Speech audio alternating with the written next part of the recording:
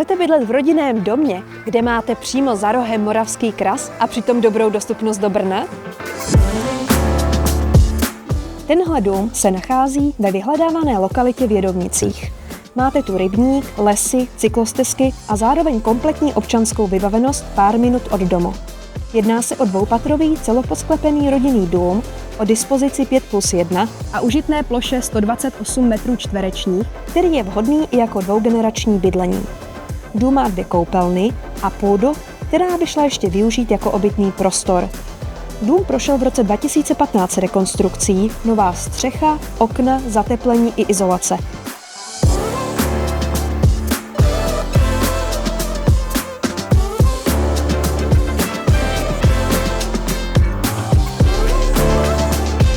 Pozemek má krásných 1146 metrů čtverečních. Je strunný a rovinatý.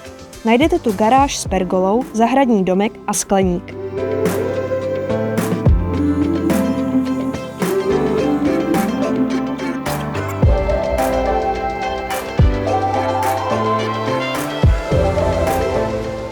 Tato lokalita je opravdu výjimečná. Můžete si jít zaběhat anebo na kolo a přitom jste za chvíli v Brně nebo v Blansku. Moje jméno je Bára Hlávková a pokud se vám tato nemovitost líbila, tak mi zavolejte a ráda vás uvidím na prohlídce.